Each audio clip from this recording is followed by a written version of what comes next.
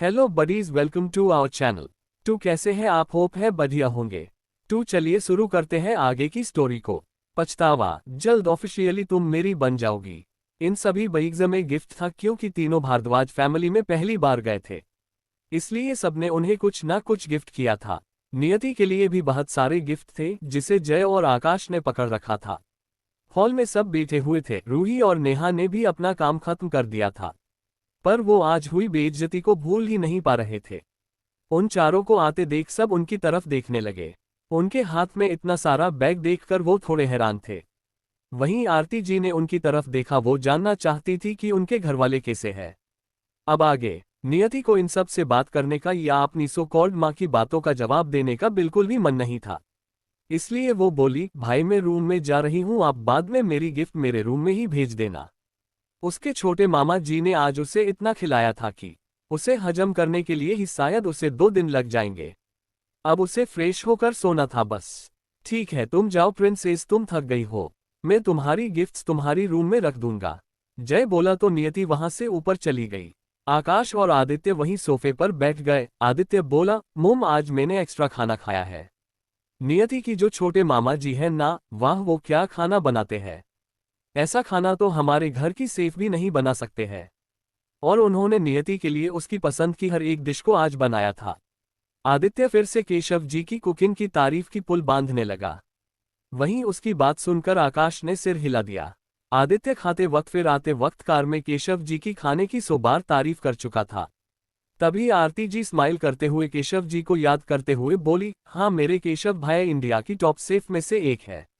उनका cooking top level पर है, वो तो कई बार जज भी रह चुके हैं। उनकी बात सुनकर रूही एक्साइटेड हो गई। भले ही प्रमीत, अरहान और अरमान ने उसे बहन नहीं माना, पर अगर उसे इतने बड़े सेफ की सपोर्ट मिल जाए तो वो फ्यूचर में जरूर चमकेगी। तभी आदित्य बिना सोचे समझे बोला, पर वहां आपको किसी ने भी याद नहीं आंटी। वहां तो सब आपसे नफरत करते हैं। वो तो कह रहे थे आप एक बेवकूफ औरत हो जिसने अपनी फैमिली को छोड़ दिया किसी शादीशुदा इंसान और 3 बच्चों के बाप के लिए। और आपने जो नियति के साथ किया ये भी उन्हें पता है। रुक्मणी दादी माँ तो कह रही थी आप एक घटिया बेटी के साथ साथ घटिया माँ भी है, जिसने अपनी बेटी को इतना टॉर्चर किया और इतनी नफरत दिया सिर्फ अपनी सौतेली बेटी को प्यार देने के लिए। वो तो आपकी शकल भी नहीं देखना चाहते हैं, पर नियति यहाँ रह रही है इसलिए कभी ना कभी तो उन्हें आपको देखना ही पड़ेगा। इसलिए तो वो नियति को इस घर को छोड़कर भारद्वाज मैंशन में रहने के लिए बोल रहे थे। सब कुछ कहने के बाद आदित्य ने सबको देखा, जहां सब उसे देखकर हैरानी से घूर रहे थे। वहीं उसके घरवाले सिर हिला रहे थे। जैसे कहना चाहते हो इसका कुछ नहीं हो सकता है। क्या हुआ, मैंने कुछ गलत कह दिया क्या? क्या ये सब उन लोगों ने ही नहीं कहा था? आदित्य सिर खुजलाते हुए बोला। तो पार्वती जी बोली, नहीं आपने कुछ गलत नहीं कहा बच्चे। अब किसी को बुरा लग जाए तो ये उनके ऊपर है, जैसा करेंगे वैसा ही फल मिलेगा। सीखा जी की आंखों में आंसू थे। क्या सच में उनकी फैमिली के लोग अब उनसे इतनी नफरत करते हैं? ये बात तो विपुल जी की दिल में चुभी थी। सच में वो शादीशुदा थे, 3 बच्चों के बाप थे। तो भला भारद्वाज फैमिली जैसा बड़ा फैमिली उन्हें क्यों ही एक्सेप्ट करता? गलत तो उन्होंने किया, ना तो वो सब कुछ संभाल पाए और ना ही नियति को प्यार दे पाए। नियति भारद्वाज फैमिली की इकलौती नातिन थी, इसलिए उन सब के लिए उससे नफरत करना तो नॉर्मल था। आखिरकार इसकी जिम्मेदार सीखा के साथ वो खुद भी था। वहीं अमृत और अर्जित को भी बुरा लग रहा था। उसकी मोम को उनके घरवाले क्यों माफ नहीं कर सकते हैं? क्या उसके डैड भारद्वाज फैमिली को इतनी नापसंद थे कि उन्होंने मोम से रिश्ता ही तोड़ दिया? रूही को भी थोड़ा गुस्सा आ रहा था, वो लोग क्यों मोम को माफ नहीं कर सकते हैं। उसे पता था अगर उसकी मोम को भारद्वाज फैमिली ने माफ कर दिया और उसकी मोम भारद्वाज फैमिली की पहले की तरह ही प्रिंसेस बन गई, तो भारद्वाज फैमिली में उसकी एंट्री भी बहुत आसान हो जाएगा। जय भी वहां बैठ गया और अपनी दादी माँ और दादाजी से बोला, उनके फैमिली में सब नियति से बहुत ज्यादा प्यार करते हैं। काश उन्हें पहले पता चल जाता कि उनकी एक नातिन है, तो यहाँ रहकर नियति को इतना हट नहीं होना पड़ता। वो सब उसे प्रिंसेस की तरह रखते जैसे इस वक्त रख रहे हैं। उसकी बात सुनकर दादी माँ सिर हिलाकर बोली, बिल्कुल सही कहा। वो नियति से 3 साल पहले ही मिले हैं, अगर पहले ही मिल जाते तो मेरी बच्ची को यहाँ रहकर इतना दर्द नहीं सहना पड़ता। उनकी हर एक बात को सुनते हुए आरती जी को अपने दिल में बहुत दर्द हो रहा था। जय ने नियति की गिफ्ट को उन तीनों की गिफ्ट से अलग किया। वो सारी गिफ्ट्स बहुत एक्सपेंसिव था। नियति के लिए भारद्वाज फैमिली की तरफ से लाखों करोड़ों का गिफ्ट देखकर रूही की जलन और भी बढ़ गई। नियति ही क्यों भारद्वाज फैमिली की प्रिंसेस बन सकती है? वो क्यों भारद्वाज फैमिली की प्रिंसेस नहीं बन सकती? उसमें सभी गिफ्ट कस्टम मेड या लेटेस्ट कलेक्शन का था, जो रूही भी खरीदना चाहती थी पर उसे नहीं मिला। और भारद्वाज फैमिली ने नियति को इतना सब कुछ दिया। काश वो नियति को हटाकर खुद ही भारद्वाज फैमिली की प्रिंसेस बन जाए। जय गिफ्ट लेकर नियति की रूम में रखने के लिए चला गया। वहीं बाकी सब भी धीरे धीरे अपने अपने रूम में चले गए। शिखा जी रूम में जाकर फूट फूट कर रोने लगी। वहीं विपुल जी शिखा जी को चुप कराने को कोशिश करते हुए बोले, शिखा प्लीज इतना मत रो, देखना सब कुछ ठीक हो जाएगा, एक ना एक दिन वो जरूर तुम्हें माफ कर देंगे। नहीं विपुल जी, वो मुझे कभी माफ नहीं करेंगे, मुझे अपने माँ और पापा के बारे में अच्छे से पता है। वो कभी मुझे अपनी गलतियों के लिए माफ नहीं करेंगे।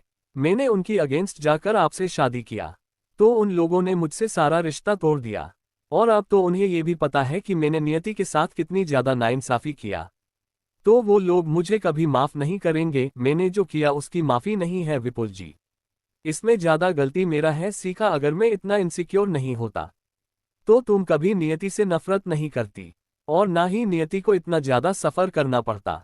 उन्हें सच में बहुत ज्यादा पछतावा हो रहा था, वो नियति को खो चुके थे। अब शिखा जी या वो चाहे कितना भी रिग्रेट क्यों ना करे, वो चाह कर भी पास्ट को बदल नहीं सकते थे, और ना ही इस वक्त कुछ ठीक कर सकते थे। क्या मैं सच में एक घटिया बेटी और घटिया माँ हूँ? शिखा जी रोते हुए बोली। उन्हें बहुत पछतावा हो रहा था, उनकी माँ ने जो कहा उन्हें सच ही लग रहा था। एक बेटी होकर भी वो इतने प्यार करने वाली फैमिली के खिलाफ गई, और माँ होने के पहले से ही उन्होंने अपनी ही खुद की कोख में पल रहे बच्चे से नफरत किया, और नियति के होने के बाद भी एक दिन के लिए भी उन्होंने अपनी माँ होने का फर्ज नहीं निभाया। मैं सच में एक बुरी माँ हूँ विपुल जी, काश मैं अब सब कुछ ठीक कर पाती। अब हम कुछ नहीं कर पाएंगे शिखा जी, हम सिर्फ अपनी गुनाहों का प्रायश्चित कर सकते हैं। अब नियति हमें माफ करेगी या नहीं ये सब उसके ऊपर है, पर हम कोशिश नहीं छोड़नी चाहिए। सच में हम दोनों ने बहुत बड़ी गुनाह किया है। रूही की खुशी के लिए हम नियति से दूर हो गए। शिखा जी ने उनके कंधे पर सिर रखा और आंखें बंद कर दिया। वहीं नियति की रूम में नियति ने गिफ्ट बैग को रख दिया जो अभी जय दे कर गया था, और कुछ रिपोर्ट पढ़ने लगी। कियान की ब्लड में उसे केमिकल मिले थे जो जेनेटिक्स था, जरूर कियान को उसके पेरेंट्स से ये मिला होगा, पर वो प्रखर का बेटा नहीं था और दोनों का खून भी अलग था। अगर उसने कियान के लिए कुछ नहीं किया, अगर उसने कुछ एंटीडोट या सॉल्यूशन नहीं निकाला, तो कियान की ऑर्गन 4 सालों के अंदर पूरी तरह से खराब हो सकती है, और कियान की जिंदा रहने का भी कोई चांस नहीं है। ये उसके लिए एक बड़ा सिरदर्द था। कियान की उसके लिए आज में जलकर मरने की दृश्य उसकी दिमाग में घूम रहे थे। इस बार नहीं, इस बार वो कियान को बचाना चाहती थी। वो कियान को फिर से मरते हुए नहीं देखना चाहती थी। उसे हैरानी हो रही थी कि इतने छोटे बच्चे ने ये सब कैसे झेला होगा। नियति ने लैपटॉप बंद किया और सोने के लिए चली गई। वैसे भी उसके फैमिली लोगों ने आज उसे बहुत थका दिया था खाना दे देकर। थोड़ी देर में वो सो गई, तभी उसकी बालकनी का डोर ओपन हुआ, और प्रखर जो हमेशा की तरह आज चोरी छुपे आया था, वो आकर सीधा नियति की बेड पर उसके पास लेट गया। नियति जो बहुत तेजी से रिएक्ट करती थी, आज वो नहीं उठी, क्योंकि आज उसने बहुत हैवी फूड खाया था, जिस वजह से उसे सोना ही बेहतर लगा। प्रखर ने नियति की बालों की खुशबू को हल्के से इनहेल किया, फिर उसकी गर्दन को स्मेल करने लगा, जो स्वीट वेनिला जैसी खुशबू थी। उसे हमेशा से नियति की बॉडी की नेचुरल सेंट बहुत पसंद था। नियति को किसी परफ्यूम की जरूरत नहीं थी, उसकी नेचुरल फ्रेग्रेंस बहुत अच्छी थी, जो प्रखर को और भी खींचती थी। प्रखर ने नियति की गुलाबी होंठों पर अपना होंठ रख दिया और उसे किस करने लगा। थोड़ी देर बाद नियति ने चिढ़ते हुए आंखें खोला। उसे प्रखर की खुशबू से ही पता था ये प्रखर है। क्या इस इंसान को रात में भी चैन नहीं है, जो हर रात उसकी खून चूसने आ जाता है? नियति को जब सांस लेने में प्रॉब्लम होने लगी तो वो प्रखर को खुद से दूर करने लगी। कुछ देर किस करने के बाद प्रखर ने नियति को छोड़ा, तो नियति गहरी गहरी सांस लेते हुए प्रखर को गुस्से से घूरने लगी। क्या आपको हर रात ऐसे चोर की तरह छुपकर आने में मजा आ रहा है? नियति गुस्से से बोली और प्रखर को धक्का दे दिया। प्रखर साइड में गिर गया और नियति को खींचकर उसे अपनी बाहों में भर लिया। हाँ, अगर तुम्हारे पास रहने के लिए मुझे हर दिन ऐसे ही आना पड़े तो मुझे कोई प्रॉब्लम नहीं है, पर बहुत जल्द ऑफिशियली तुम मेरी बन जाओगी, तब तुम्हें यहाँ रहने की जरूरत ही नहीं है। ऑफिशियली आपकी मिस्टर राय, ज्यादा लगता है आप खुली आंखों से अब सपने देख रहे हैं जो कभी सच नहीं होने वाला है। उसकी बात को प्रखर ने पूरी तरह से इग्नोर कर दिया। ऐसा जल्दी ही होगा मेरी बनी, और उसके बाद हर रात तुम मेरी बाहों में होगी। इतना कहकर प्रखर उसकी गर्दन को चूमने और सक करने लगा। वहीं दूसरी तरफ इंडिया से हजारों किलोमीटर दूर एक बड़े से आइलैंड में, जो जिंग आइलैंड के नाम से जाना जाता था, यहाँ कोई भी सिविलियन या गवर्नमेंट आने की हिम्मत नहीं करता था, क्योंकि सबको लगता था यहाँ सिर्फ खतरनाक जानवर और जंगली जहरीले पौधे ही पाए जाते हैं। अगर गलती से कोई यहाँ आ गया तो कभी यहाँ से जिंदा वापस नहीं जा पाएगा। पर क्या ऐसा ही था जैसे सबने सुना था? ये बात किसी को नहीं पता था। उसी आइलैंड की जंगल के बीच एक बड़ा सा बेस, जो ऊपर से लेकर जमीन के नीचे तक भी बनाया हुआ था। अंदर लैब कोट पहने एक 50-55 साल का शख्स बैठा हुआ था। वहीं सामने खड़े लोग उसे देखकर सिर उठाने की हिम्मत भी नहीं कर पा रहे थे। क्या अब तब तुम लोगों को उन चारों में से किसी का भी पता नहीं चला? क्या उन्हें जमीन निगल गया, या वो सब हवा में गायब हो गए? सोफे पर लैब कोट पहने बैठा इंसान गुस्से से बोला, तुम लोग किसी काम के नहीं हो। इतना कहकर गुस्से से उसने सामने खड़े आदमियों में से 2 लोगों को शूट कर दिया। आपने साथियों को मरा हुआ देखकर बाकी गार्ड्स थोड़ा डर गए। एक गार्ड बोला, बॉस हम ढूंढ रहे हैं, पर सालों पहले की फोटो से उन्हें ढूंढना हमारे लिए मुश्किल हो रहा है। ऊपर डाटाबेस से भी हमें उनकी कोई इन्फॉर्मेशन नहीं मिल रही है। वो आदमी गुस्से से बाकी सभी गार्ड्स को शूट करता। उससे पहले एक आवाज आई, रिलैक्स एल्बर्ट। अगर तुम ऐसे ही एक एक करके सबको मार दोगे तो फिर खुफिया रिपोर्ट कौन निकालेगा? क्या हर देश में उन्हें ढूंढना तुम्हें आसान लग रहा है? इंडिया की एजेंट यति, रूही और नेहा को लगी चोट। आपने साथियों को मरा हुआ देखकर बाकी गार्ड्स थोड़ा डर गए। एक गार्ड बोला, बॉस हम ढूंढ रहे हैं, पर सालों पहले की फोटो से उन्हें ढूंढना हमारे लिए मुश्किल हो रहा है। ऊपर डाटाबेस से भी हमें उनकी कोई इन्फॉर्मेशन नहीं मिल रही है। वो आदमी गुस्से से बाकी सभी गार्ड्स को शूट करता। उससे पहले एक आवाज आई, रिलैक्स एल्बर्ट। अगर तुम ऐसे ही एक एक करके सबको मार दोगे तो फिर खुफिया रिपोर्ट कौन निकालेगा? क्या हर देश में उन्हें ढूंढना तुम्हें आसान लग रहा है? अब आगे। इतना कहकर एक और इंसान आकर एल्बर्ट नाम के आदमी के पास बैठ गया। एल्बर्ट ने उस आदमी को देखा जिसने एक मास्क पहन रखा था, जिसमें उसकी आंखें ही दिखाई दे रही थी, को बहुत अलग थी, रहस्यमयी और अलग, बिल्कुल काली स्याही की तरह आंखें। एल्बर्ट ने उससे नजर हटाया, फिर बोला, पता नहीं वो 4 कुत्ते कहां पर छिपकर बैठे हुए हैं।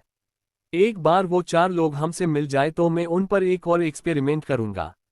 उसकी बात सुनकर सामने बैठा इंसान बोला, पहले वो मिल जाए, फिर कितना चाहे एक्सपेरिमेंट कर लेना। बस वो सब हमें मिल जाए, या फिर उन सब की डाटा या इंफॉर्मेशन। ऐसा हुआ तो हम उन्हें आसानी से ढूंढ सकते हैं।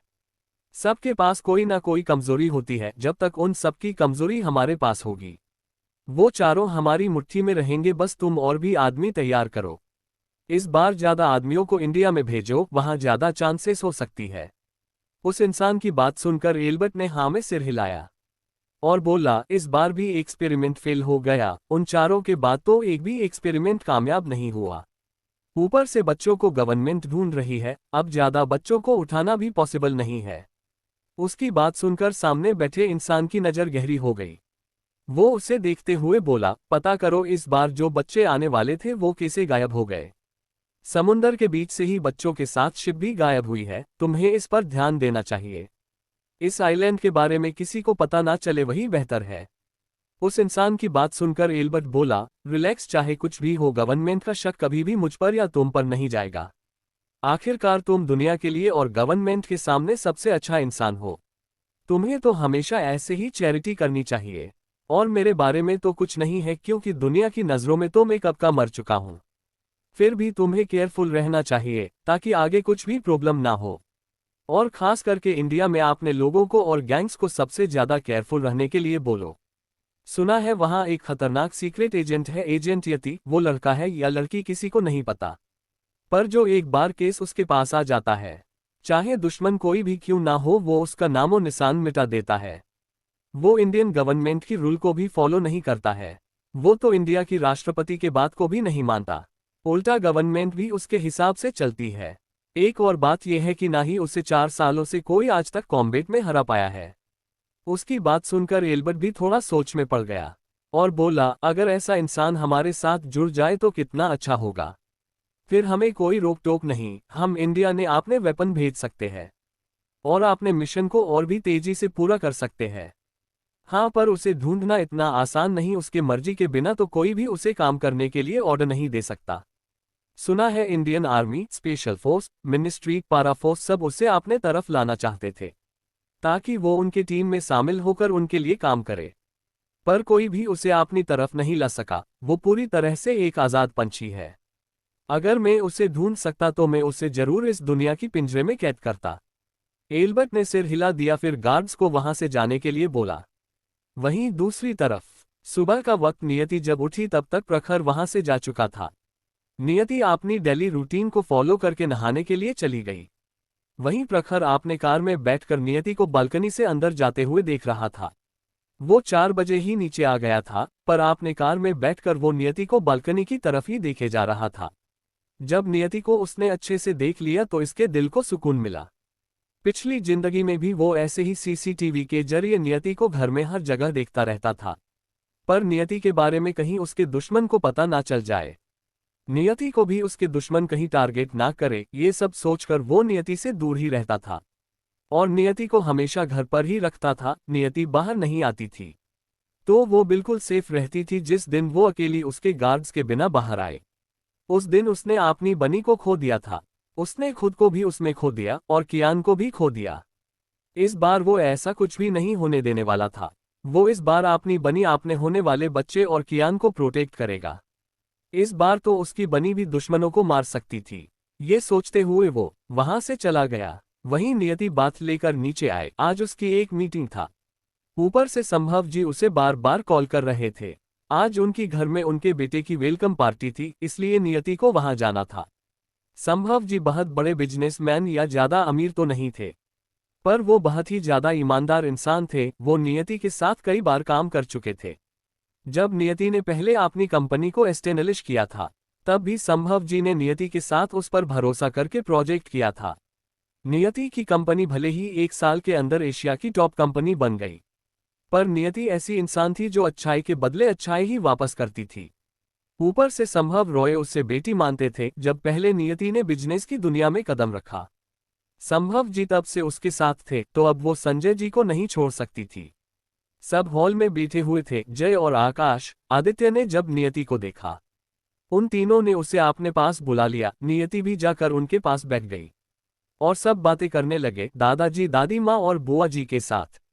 वहीं रूही और नेहा जो अभी अंदर आ रही थी, नियति को देखकर दोनों की आंखें जलन और नफरत से भर गई।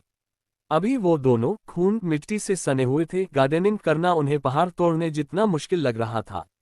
जब नेहा पानी दे रही थी तब रूही गलती से पैर स्लिप होने की वजह से गिर गई, जिस वजह से गार्डन में लगी गुलाब की कांटे रूही की हाथ और गर्दन, फेस सब जगह चुभ गए थे, जिस वजह से रूही की चेहरे, गर्दन और हाथ से खून निकल रहा था। रूही ने इतनी तकलीफ कभी नहीं सहा था, इसलिए उसे बहुत रोना आ रहा था, पर वहां उसकी रोना सुनकर उसे कंसोल करने वाला कोई नहीं था। नेहा जब रूही को उठाने के लिए आई, उसका भी पैर स्लिप हो गया और गार्डन में राखी गार्डनिंग टूल पर जा गिरी, जिस वजह से उसका हाथ छिल गया था। फेस पर भी चोट लगी हुई थी, थोड़ा थोड़ा खून भी बह रहा था। दोनों ही मिट्टी से सन चुके थे। दोनों को कुछ पता नहीं था, इसलिए दोनों ने कुछ ज्यादा ही पानी डाल दिया था हर जगह, जिस वजह से इस वक्त दोनों मिट्टी और खून से सने हुए थे। दोनों की फेस को छोड़कर बाकी सभी जगह मिट्टी से सना हुआ था। ऐसा लग रहा जैसे 2 पागल मिट्टी से होली खेल कर आए हो। जब सबकी नजर उन पर पड़ी तो जय, आकाश और आदित्य की तो हंसी ही छूट गई। वहीं दादाजी, दादी माँ, ब्रिजेश जी, कौशल्या जी और चंद्रिका जी हैरान थे। उन्हें थोड़ी हंसी भी आ रहा था और हैरानी भी हो रही थी। ये दोनों जाते वक्त तो बिल्कुल ठीक थे, फिर मिट्टी और खून से सने हुए क्यों आ गए? उन तीनों को आपने ऊपर हंसते देखकर रूही और नेहा को और भी गुस्सा आ रहा था, पर दोनों ने ही आपने गुस्से को छुपा लिया और रोने लगी। वहीं बाकी सब जो हैरान थे वो सब आपने होश में वापस आए। ये क्या हुआ बच्ची, तुम दोनों ऐसे मिट्टी में क्यों सनी हुई हो और ये खून कहाँ से आ रहा है? सीखा जी हैरानी से बोली। विपुल जी भी उनकी हालत को देखकर हैरान थे। क्या हुआ, क्या तुम दोनों गिर गए थे? विपुल जी ने भी चिंता से पूछा। रूही और नेहा ने रोते हुए सब कुछ बता दिया तो जय और आदित्य और भी जोर से हंसने लगे। वाह क्या बात है, बहुत मजेदार सीन होगा जब तुम दोनों नीचे गिरे होंगे। मैं वहां होता तो इतनी खुशी भरी और मेमोरेबल मोमेंट को जरूर वीडियो बनाता, जय हंसते हुए बोला। आदित्य भी बोल पड़ा, बिल्कुल सही, ऐसा लग रहा है जैसे ये दोनों जंग लड़ कर आए हो। बस करो, इतना भी मजाक उड़ाना सही नहीं है, देखो कैसे दोनों बेचारी सुअर जैसी हो गई है। जैसे सुअर गंदे नाले में गिरकर लौट कर आते हैं, ठीक वैसे ही, आकाश सिर हिलाकर बोला। जैसे जय और आदित्य को उन दोनों की मजाक उड़ाने से रोकना चाहता हो, पर वो खुद ही नेहा और रूही की मजाक उड़ा रहा था। उसकी बात सुनकर जय और आकाश को तो और भी हंसी आ रही थी। उनका भाई इन दो लड़कियों को सांत्वना दे रहा है या इन दोनों का मजाक उड़ा रहा है। वहीं नियति ने तिरछी स्माइल लिए रूही और नेहा को देखा और मन ही मन बोली, ये तो कुछ भी नहीं है, बस शुरुआत है। आगे तुम दोनों हर दिन धीरे धीरे तड़पोगी, जैसे मैं इस यादों से तड़प रही हूं। नेहा और रूही का तो मुंह ही उतर गया। पहले तो उन दोनों को लगा आकाश उनकी साइड ले रहा है, फिर आकाश की अगली लाइन सुनकर वो समझ गए कि ये उनकी मजाक उड़ा रहे हैं। अमृत और अर्जित दोनों को ही इन तीनों का मजाक उड़ाना अच्छा नहीं लगा। अमृत बोला, जाओ तुम दोनों फ्रेश होकर नीचे जाओ, मैं डॉक्टर को बुलाता हूँ। जख्म में मिट्टी लगा है तो शायद इन्फेक्शन हो सकता है। रूही और नेहा स्टाफ के साथ सहारे लेकर ऊपर चली गई। वहीं उनके जाने के बाद सीखा जी बोली, नियति क्या तुम इस सजा को थोड़ी कम कर सकती हो? तुम देख रही हो ना, इन दोनों को ये काम नहीं आता है, इसलिए उनकी कितनी बुरी हालत हो गई है। अगर सजा देना है तो कुछ और सजा दे दो। तभी अर्जित भी बोला, हाँ मोम सही कह रही है, अगर कोई और सजा नहीं देनी तो कम से कम इस सजा को थोड़ी कम कर दो। तुम्हें तो पता है ना, इन दोनों ने कभी ऐसा कोई काम नहीं किया है, इसलिए उन्हें ये सब काम करने में इतनी प्रॉब्लम हो रही है, चोट भी लग रही है। उन दोनों की बात सुनकर नियति की होंठों पर तिरछी स्माइल आ गई। वो उन्हें देखकर बोली, वाह अपनी घटिया बेटी और बहन के लिए इतना फिक्र है। अगर काम नहीं आता तो उन्हें और भी ज्यादा करना चाहिए ताकि वो काम सीख सके। वैसे भी किस्मत का क्या पता कब आप सब भिखारी बन जाए और आपकी दोनों मनहूस बेटियों के पास पैसा ही ना हो, तब ये गार्डनिंग, साफ सफाई, ये काम ही काम आएगा। क्योंकि आपकी मनहूस और घटिया बेटी रूही और मिस्टर विपुल शेखावत की मरी हुई साली की बेटी नेहा, दोनों को ही कुछ काम नहीं आता, बस मुफ्त में दोनों खाती है और पैसा उड़ाती है। क्या पता उन्हें अच्छी जॉब मिलेगी या नहीं, तब वो दोनों माली या सर्वेंट की काम तो आराम से कर सकते हैं ना। नियति की बात सुनकर सीखा जी और अर्जित दोनों चुप हो गए। सीखा जी जानती थी नियति उनकी बात नहीं सुनेगी और ना ही कभी मानेगी। अर्जित को थोड़ा गुस्सा आ रहा था, नियति मुझे पता है तुम रूही से नफरत करती हो, क्योंकि बचपन में उसकी गलतफहमी की वजह से तुम्हें हॉस्टल में डाल दिया गया था।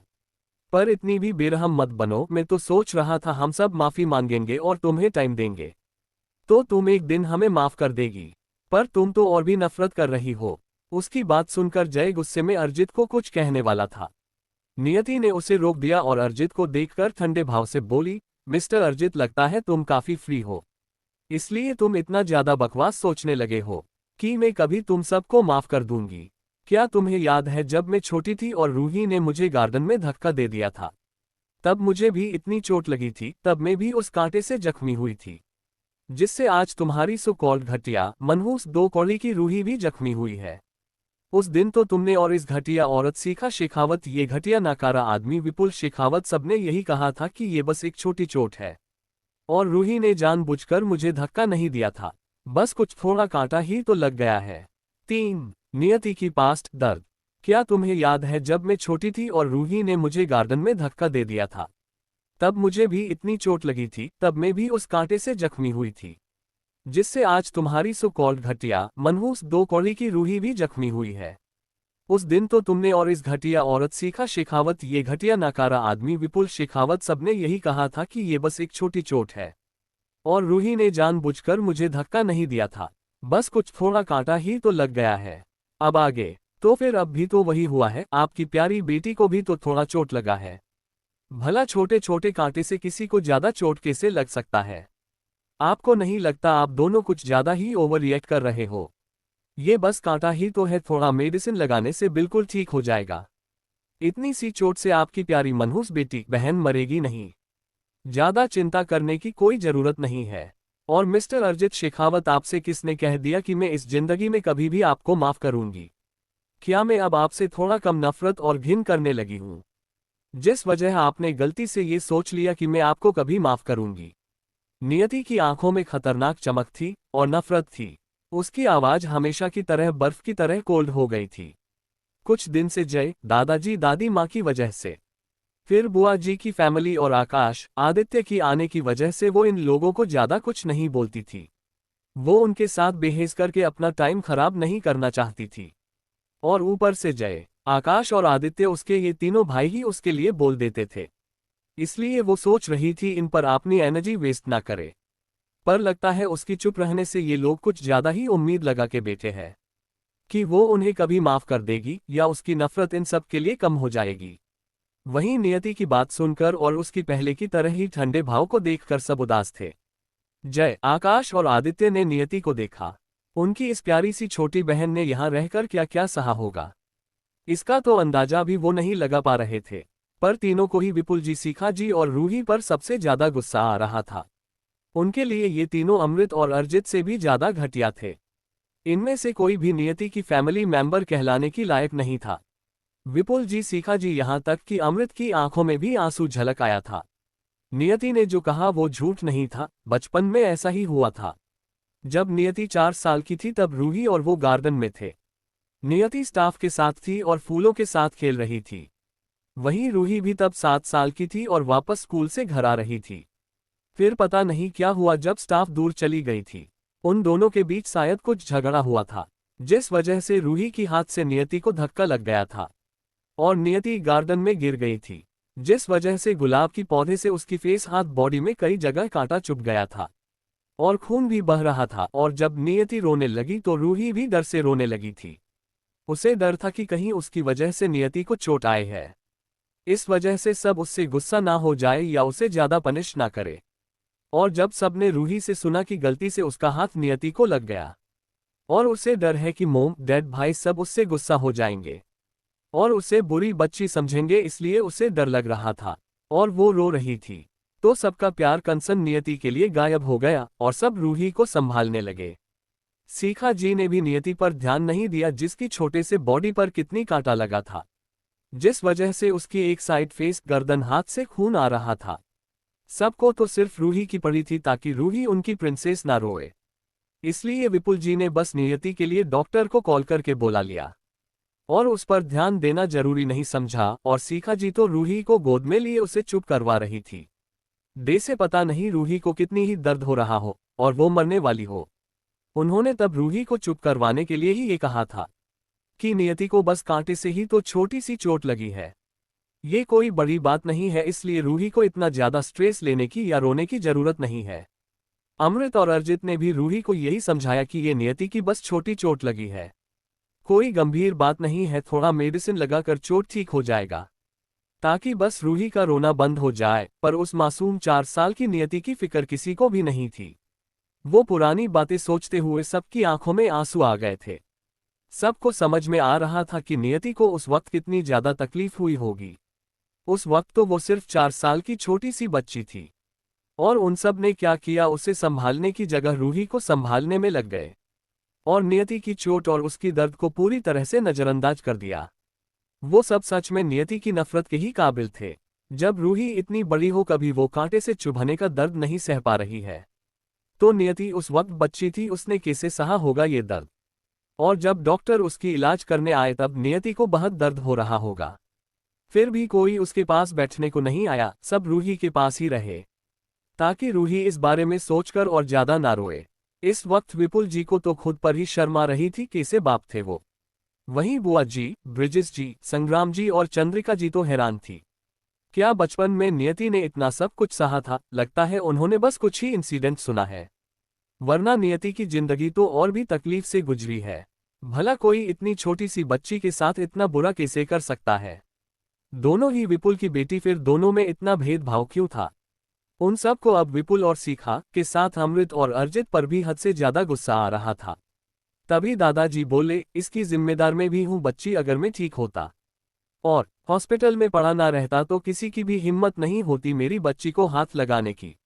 मेरी वजह से दादी माँ भी तुम पर ध्यान नहीं दे पाए और तुम्हें इतना सफर करना पड़ा, फिर भी मैं तुम्हारी दी जिंदगी जी रही हूं मेरी बच्ची, वरना मेरे लिए तो सिर्फ मौत था। कहते हुए विश्वनाथ जी की आंखों से आंसू छलक आया। वो खुद को ही इन सब का जिम्मेदार मान रहे थे। ना वो बीमार होते, ना वो एडमिट होते, ना पार्वती जी को उनकी तबीयत देखने के लिए हॉस्पिटल में ज्यादा जाना पड़ता। नहीं दादाजी, इसमें आपकी कोई गलती नहीं है, आपने और दादी माँ ही तो थे जिन्होंने बचपन से मुझे प्यार दिया था, बाकी किसी का बचपन का प्यार तो मुझे याद नहीं है। नियति उन्हें शांत करने के लिए बोली। भला कोई कैसे खुद की डिजीज को कंट्रोल कर सकता है, और खुद की बीमारी को रोकना अगर खुद के हाथ में होता तो दुनिया में कोई भी इंसान कभी बीमार नहीं होना चाहता। तभी सीखा जी रोते हुए बोली, क्या तुम कभी हमें अपनी गलतियों के लिए माफ नहीं करोगी? क्या तुम हम सबको अपनी गलती सुधारने का एक मौका भी नहीं दोगी? विपुल जी ने भी दर्द से नियति को देखा और पूछा, क्या कभी तुम्हारी नफरत खत्म हो सकती है? या फिर कुछ ऐसा बताओ जिसे करने से तुम्हारी नफरत थोड़ी कम हो जाए। अमृत और अर्जित भी नियति को देख रहे थे, वो नियति की जवाब की इंतजार में थे। वहीं उनकी बात सुनकर नियति हंसने लगी। क्या आप मजाक कर रहे हैं मिस्टर एंड मिसेस शेखावत? ऐसा कुछ भी नहीं है जो मेरी नफरत को कम कर सके। फिर भी आप मेरी नफरत को कम करना चाहते हो ना? क्या आप उस नियति की मासूमियत उसे वापस दे सकते हो जिसे तुम घटिया लोगों ने पूरी तरह से छीन लिया था? क्या तुम लोग उस छोटी सी नियति को उसका बचपन वापस लौटा दे सकते हो जिसकी बचपन तुम लोगों की वजह से पूरी तरह से बर्बाद हो गई? नहीं ना, तो फिर मैं भी तुम सबको कुछ नहीं वादा दे सकती। मेरी सिर्फ एक ही उसूल है mister Shekhawat and Mrs Shekhawat, दर्द के बदले दर्द और मौत के बदले मौत। मेरी डिक्शनरी में माफी जैसा कुछ भी नहीं है। आपको क्या लगता है, क्या मैं आपकी बेटी को नहीं मार सकती? क्या आपको लगता है अगर मैं एक बार कहूं तो नाइट क्वीन मेरे एक इशारे पर आपकी प्यारी कचरे बेटी को एक पल में खत्म नहीं कर सकती? पर मुझे आपकी प्यारी बेटी को दर्द में देखकर बड़ा ही सुकून मिलता है, जितना दर्द वो छोटी सी नियति को बचपन में कुछ ही साल में मिला था। उससे ज्यादा दर्द में मैं तुम्हारी मनहूस कचरा बेटी रूही को देखना चाहती हूँ। मेरी नफरत से ज्यादा मैं उस लड़की से घृणा करती हूँ। इतना कहकर उसने टाइम देखा। इनके साथ बहस करके टाइम हो गया था। अब उसके पास इनके साथ बकवास करने का टाइम नहीं था। उसकी एक इम्पोर्टेंट मीटिंग थी, इसलिए वो दादी माँ से बोली, दादी माँ मेरी एक मीटिंग है, मुझे देर हो रही है, मैं जा रही हूँ। इतना कहकर वो वहां से निकल गई। जय और आकाश आदित्य उसके साथ जाना चाहते थे पर नियति ने उन्हें रोक दिया। दादी माँ उसे खाने के लिए बोल रही थी पर नियति टाइम नहीं है कहकर बाहर चली गई। उसके जाते ही पार्वती जी गुस्से में सिखा और विपुल जी को देखते हुए बोली, ये सब तुम दोनों और तुम्हारी उस घटिया बेटी की वजह से हुआ है। मेरी बच्ची बिना खाना खाए ही मीटिंग में चली गई। अब पता नहीं उसे खाने में कितनी देर हो जाएगी। तुम दोनों को क्या जरूरत थी उससे बहस करने की? दादी माँ सीखा और अर्जित को घूरते हुए बोली, अब तो तुम दोनों खुश हो गए होंगे ना? सीखा जी अर्जित कुछ कहना चाहते थे पर चुप पड़ गए। उन्हें समझ ही नहीं आ रहा था कि क्या बोले, क्योंकि सच में रूही के बारे में तो उन दोनों ने ही जिक्र किया था, पर उन्हें उम्मीद नहीं थी कि ये बात इतनी आगे बढ़ जाएगी और नियति की जख्म को वो फिर से कुरेद देंगे, वरना वो तो चुप होकर बैठी हुई थी। तभी कौशल्या जी बोली, मुझे तुम सबसे ये उम्मीद नहीं थी। तुम सब ने सच में उस बच्ची की बचपन को बर्बाद कर दिया। उसकी मासूमियत, उसकी होंठों की हंसी, सब कुछ तुम लोगों ने छीन लिया।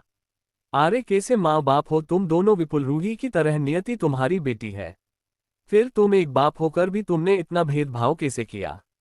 क्या तुम एक अच्छे बाप कहलाने की लायक भी हो? तुम्हें उस बच्ची का दर्द नहीं दिखा क्या? तभी ब्रिजेश जी बोले, आप सही कह रही हो, ये दोनों माँ बाप होने की लायक नहीं है। या फिर ये कहे कि रूही की माँ बाप भाई बनने की चक्कर में ये लोगों ने नियति को ही भूल गए।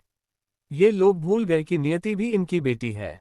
क्या फायदा ऐसे माँ बाप होने का जो अपने बच्चों में ही भेदभाव करे?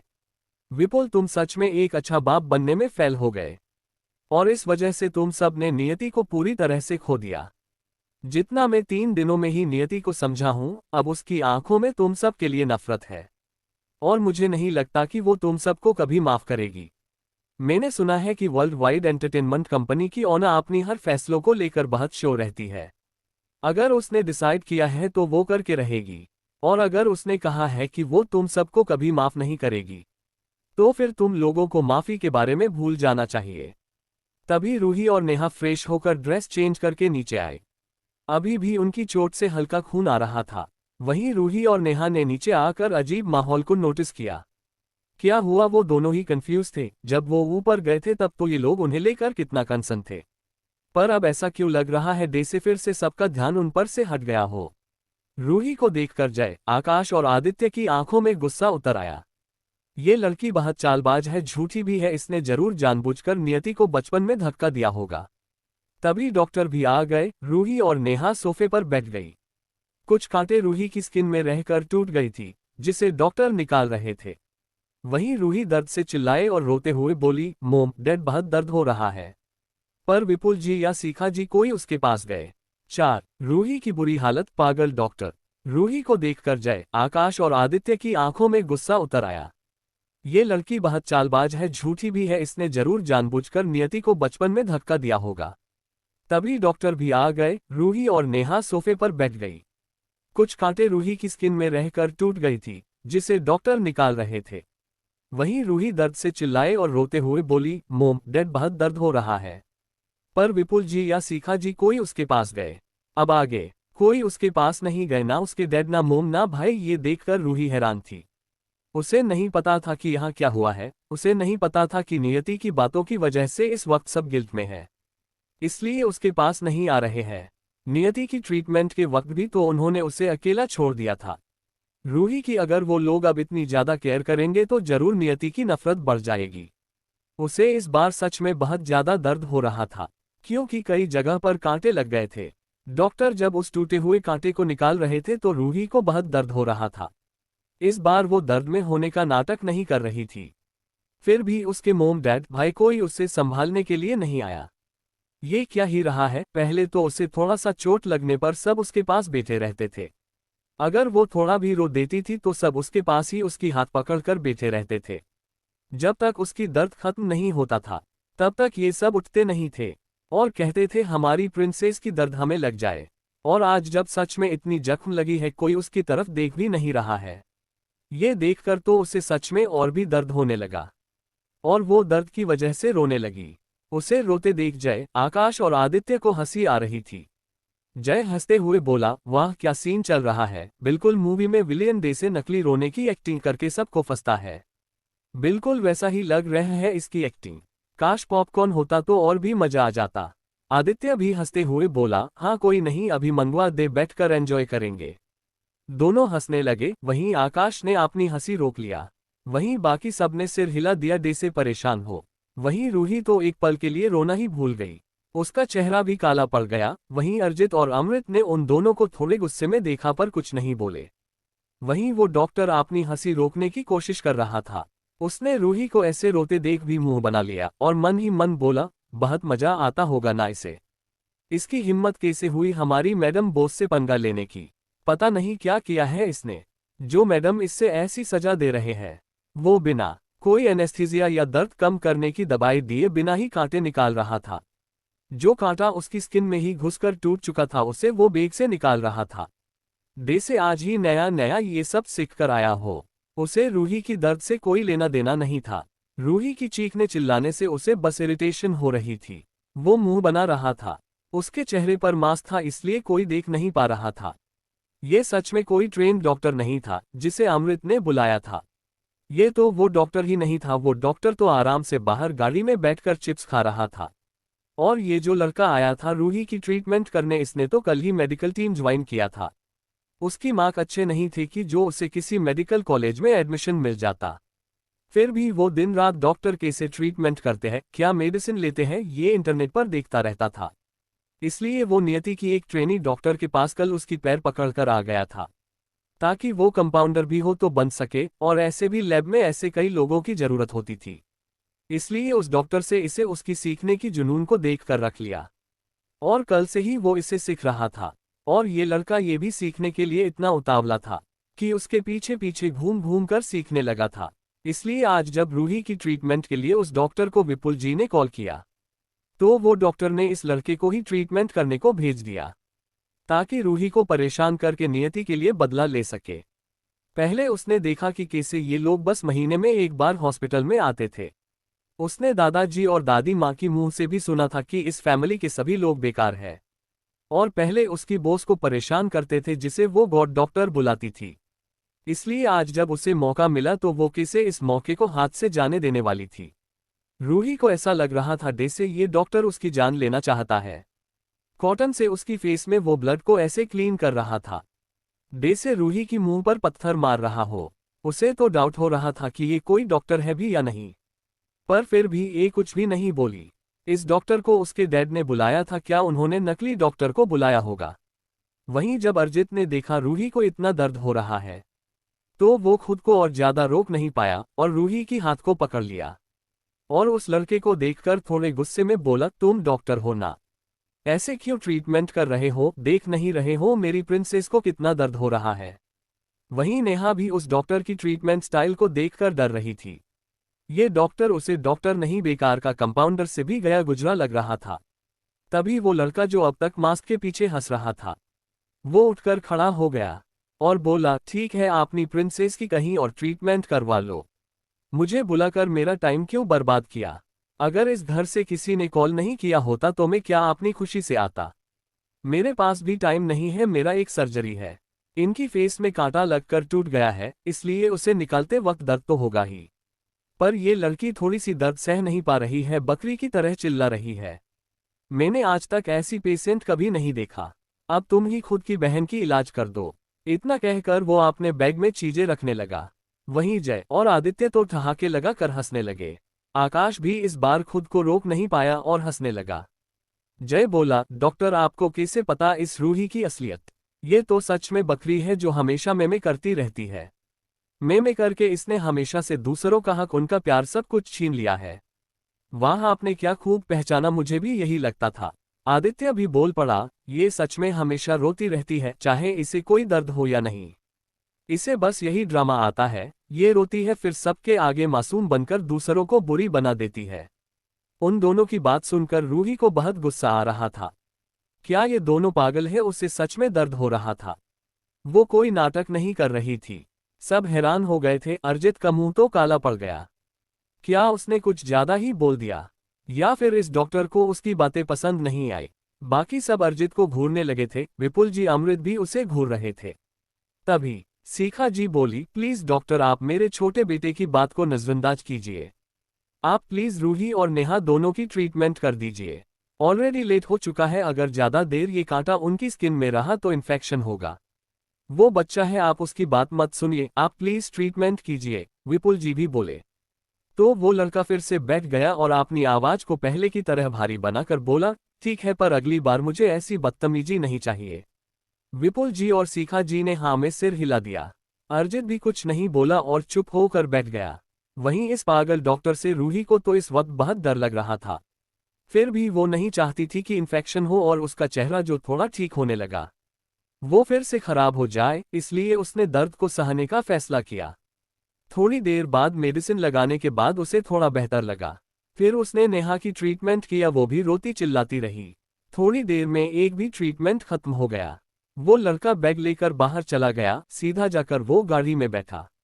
उसके बैठते ही जो डॉक्टर चिप्स खा रहा था उसने उसे देखा और बोला, क्या तुमने उन दोनों को सबक सिखाया जिसकी ट्रीटमेंट करने के लिए बुलाया गया था? उस डॉक्टर की बात सुनकर वो लड़का जो झूठा डॉक्टर बना हुआ था, उसने मुंह से मास्क निकला और बोला, हाँ डॉक्टर, मैंने उन्हें ऐसा सबक सिखाया है कि वो लोग दोबारा किसी डॉक्टर से ट्रीटमेंट कराने से पहले अब 100 बार सोचेंगे। शाबाश, तुमने बहुत अच्छा काम किया। उस डॉक्टर ने उस लड़के की कंधे पर थपकी दी। वो लड़का 23 साल का लग रहा था, दिखने में भी बहुत अच्छा था। एक्टिंग लाइन में भी जा सकता है, पर उसे बस डॉक्टर बनना है। वहीं वो डॉक्टर जो सामने बैठा था वो 26 साल का था। नाम इवान चावला, इनकी खुद की हॉस्पिटल है। दिखने में भी बहुत हैंडसम, किसी बॉलीवुड स्टार जैसा। ये नियति की सबसे बड़ा फैन था। उसके साथ ही प्रैक्टिस करता था और वो प्रमित भारद्वाज का सबसे अच्छा दोस्त भी था। उनकी कार वहां से निकल गई। वहीं अंदर डॉक्टर के जाने के बाद जय, आकाश और आदित्य ब्रेकफास्ट करने के लिए सबके साथ चले गए। वहीं रूही नेहा दोनों बैठ गई पर खा नहीं पा रही थी। उनकी फेस में दर्द और जलन हो रहा था, इसलिए रूही क्यूट बनने की कोशिश करते हुए बोली, मोम, क्या आप मुझे प्लीज अपने हाथ खाना खिला देगी? मेरे हाथ और फेस सब दर्द कर रहा है। उसने एक बच्चे की जैसे मुंह बना रखा था। वो बस फिर से अपनी फैमिली की वही पहले की तरह प्यार पाने की कोशिश कर रही थी। वो चाहती थी सब कुछ पहले जैसा हो जाए और सब उसे पहले की तरह प्यार करे और नियति को पहले की सब भूल जाए। शिखा जी ने देखा रूही सच में बहुत मासूम लग रही थी। उन्हें पता था उनसे बहुत गलती हुई है, नियति के प्रति उन्होंने बहुत अन्याय किया है। पर रूही की मासूम शकल देखकर वो मना नहीं कर पाए और उसे अपने हाथ से खाना खिलाने लगी। अरे वाह, इतनी जल्दी हृदय परिवर्तन हो गया। कुछ लोग तो गिरगिट से भी तेज रंग बदलते हैं, जय खाते हुए सीखा जी को ताना मारते हुए बोला। और ये बात सच में जाकर सीखा जी की दिल में लगी। तभी विपुल जी बोले, रूही तुम कोई बच्ची नहीं हो, तुम्हें बस छोटी सी चोट लगी है, तुम अपनी हाथ से खाना खा सकती हो, तुम्हें अपनी मोम को क्यों परेशान करना है। उनकी बात सुनकर रूही की आंखों में आंसू भर गई। वो विपुल जी को देखते हुए बोली, डैड मेरी हाथ में सच में दर्द है, मोम मुझे खाना खिला दे तो क्या प्रॉब्लम है। उसकी बात सुनकर भी विपुल जी ने भाव नहीं बदला, फिर भी नर्म लहजे में बोले, तुम्हें अपनी मोम को परेशान नहीं करना चाहिए, उसे भी ब्रेकफास्ट करना है ना। रूही की आंखों में आंसू देखकर वो कठोर नहीं हो पाए। रूही ने समझदारी से सिर हिलाया और बोली, ठीक है मैं मोम को परेशान नहीं करूंगी। इतना कहकर वो खुद ही हाथ से खाने लगी। विपुल जी और सीखा जी ने उसे देखा, उन्हें बुरा लगा पर कुछ नहीं बोले, उन्हें रूही समझदार लगी इस वक्त। वहीं दूसरी तरफ एक बड़े से रूम में जहां बड़ी टेबल की चारों तरफ कुछ लोग बैठे हुए थे और सामने प्रोजेक्टर पर कुछ सीन चल रहा था। सब उसे स्ट्रेट पोजीशन में बैठकर गौर से देख रहे थे। ऐसा लग रहा था जैसे वो सब पावरफुल सोल्जर हो। तभी प्रोजेक्टर बंद हुआ और एक अधेड़ उम्र का आदमी बोला, जैसा कि आप सबने पहले ही सुन लिया होगा, ब्रिटेन में शायद जल्दी ही युद्ध छिड़ सकता है, उसमें 2 दिन से ज्यादा नहीं लगेगा और हम इसमें कुछ कर भी नहीं सकते, ये उनका सत्ता का खेल है। जो अभी किंग का छोटा भाई खुद उसे हटाकर किंग बनना चाहता है। अंदर ही अंदर वो युद्ध को भड़का रहा है। अगर वार हुआ तो सबसे ज्यादा इफेक्ट आम लोगों के ऊपर ही पड़ेगा। और सुना है अभी किंग को किसी ने जहर दिया था, वो अभी खतरे में है। उन्होंने पहले से इस खबर को बाहर आने से रोक दिया है, पर ये ज्यादा दिन तक नहीं रुक सकता और पैलेस में भी कई गद्दार होंगे। एक बार किंग की बीमार होने की खबर आते ही वार शुरू हो जाएगा। हम अपने लोगों को बस 1-2 दिन में वहां से कैसे निकालें। अभी के लिए इतना ही, मिलते हैं अगले चैप्टर में। Please like share comment review जरूर दीजिए। आगे क्या होगा जानने के लिए जुड़े रहिए मेरे साथ। Thanks for watching my friends, next episode come soon, take care.